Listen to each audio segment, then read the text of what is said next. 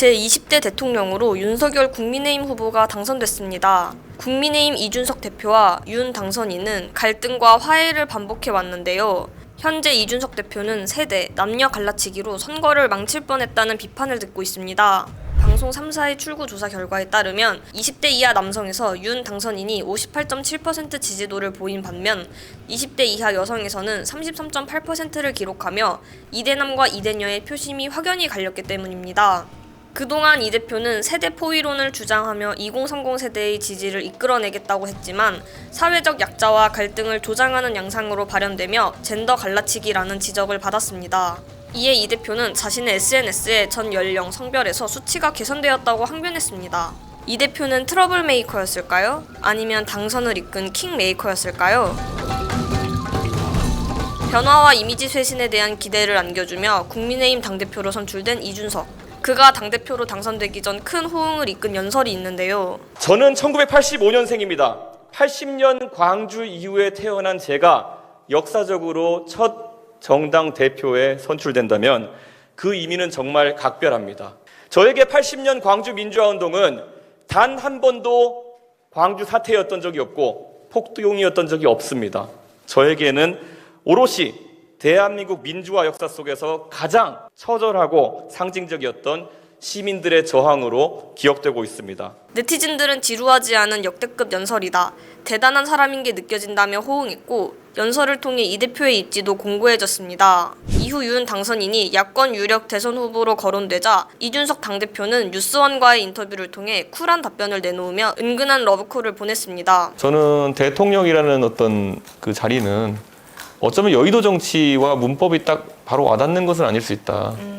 프랑스의 마크롱 같은 경우에도 장관한 경험을 바탕으로 해가지고 사실상 대통령이 된 것인데 뭐 최재형 감사원장도 그리고 윤석열 전 총장도 장관급 이상의 직위를 지냈기 때문에 그런 정도의 이력은 가지고 있다고 봅니다. 그리고 지난해 7월 25일 윤 당선인과 이 대표는 일명 치맥 회동을 하며 화기애애한 분위기를 이어나갔습니다.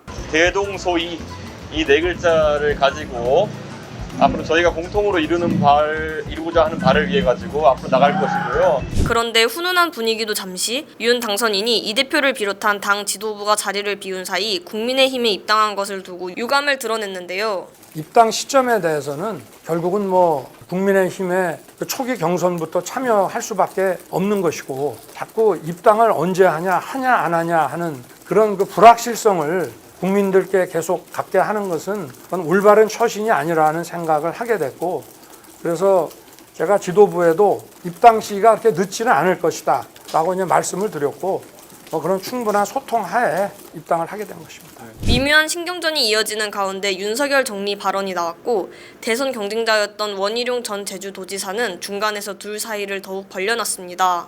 곧 정리한다는 이준석 대표의 발언 대상은 윤석열 후보입니다. 저거 곧 정리됩니다. 라고 얘기를 합니다. 이어서 녹취록을 일부만 풀어서 교묘하게 그 뉘앙스를 비틀어 왜곡하고 있습니다. 자, 요구합니다.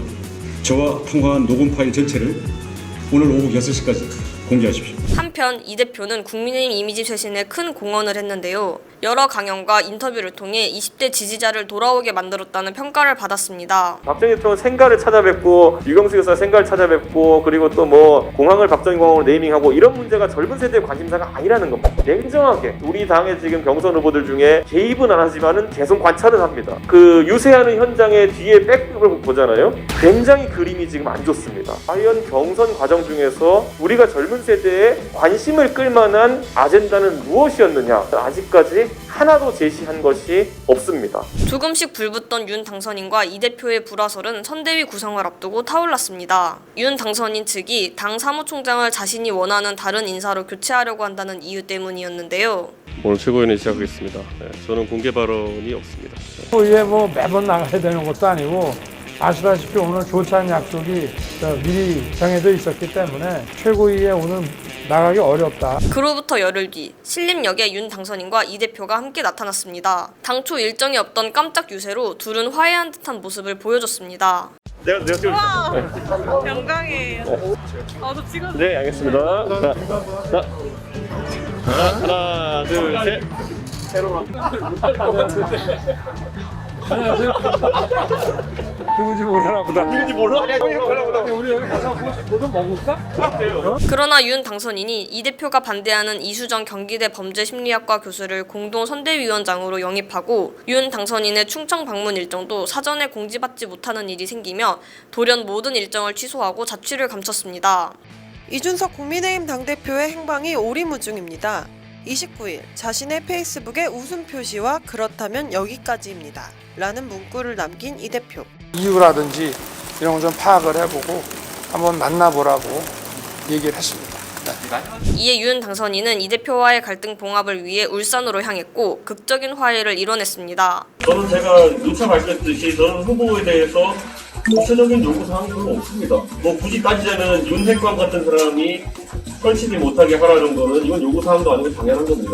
이 대표 오늘 만나시나요? 그래서 저는 만나고 싶습니다. 100년에 한번 나올까 말까 하는 이런 젊은 당대표를 제가 대선 후보로서 함께 이 대장정을 간다는 것 자체가 제가 굉장히 운이 좋은 사람이라고 저는 생각을 합니다. 언제 다퉜냐는 듯이 빨간 후드티를 맞춰 입고 부산 서면 일대에서 시민들을 만났는데요.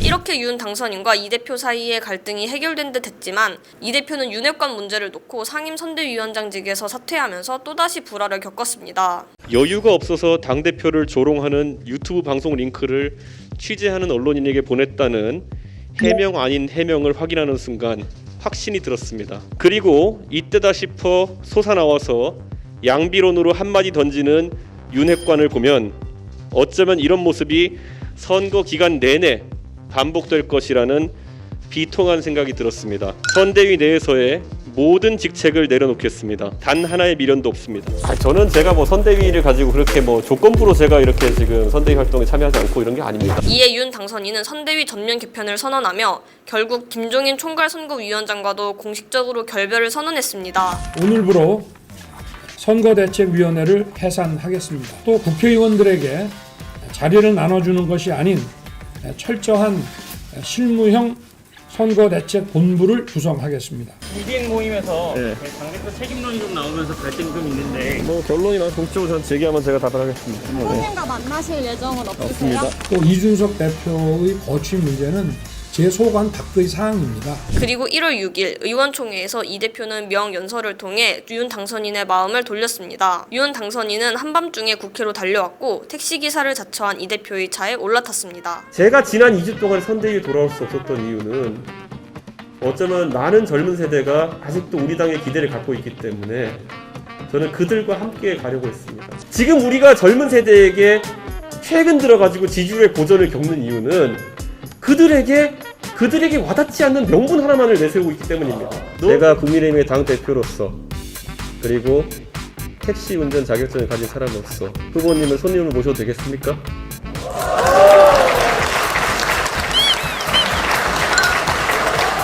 이제 다 잊어버립시다. 다 함께 뜁시다, 여러분.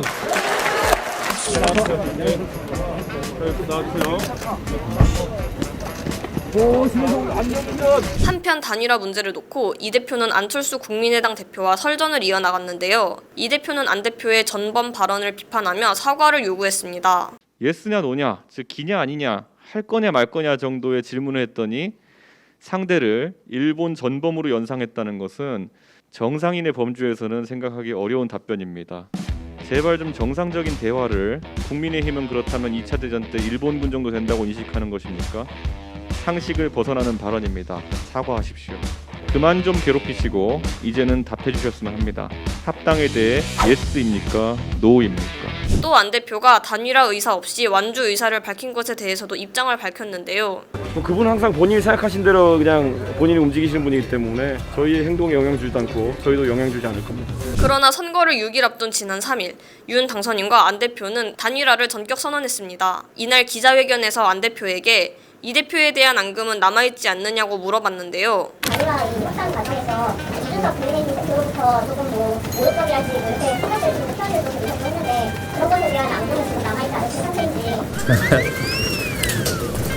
저는 별로 관심 없는 이야기에는 귀를 기울이지 않습니다. 그래서 그 사람이 어떤 말을 했는지는 저는 잘 모릅니다. 나중에 좀 알려주십시오. 현재 이준석 대표는 세대, 남녀 갈라치기로 선거를 망칠 뻔했다는 비판을 듣고 있습니다. 방송 3사의 출구 조사 결과에 따르면 20대 이하 남성에서 윤 당선인이 58.7% 지지도를 보인 반면 20대 이하 여성에서는 33.8%를 기록하며 이대남과 이대녀의 표심이 확연히 갈렸기 때문입니다. 그동안 이 대표는 세대 포위론을 주장하며 2030 세대의 지지를 이끌어내겠다고 했지만 사회적 약자와 갈등을 조장하는 양상으로 발현되며 젠더 갈라치기라는 지적을 받았습니다. 주말 내내 황당한 일들이 있었습니다. 먼저 작은 정부론에 따라서 여성가족부와 통일부에 대한 폐지 필요성을 언급했더니 민주당의 정말 다양한 스피커들이 저렴한 언어와 인신공격으로 대응했습니다. 이준석 대표의 정치적 부상은 여성의 눈물을 먹고 일어난 일이라고 생각해요. 이에 이 대표는 자신의 SNS에 전 연령, 성별에서 수치가 개선되었다고 항변했습니다. 세대별로 득표율이 취약한 구간을 더 세밀하게 공략해야 한다며 구체적인 개선 방안도 함께 제시했습니다. 이 대표를 향한 책임론은 어떻게 흘러갈까요?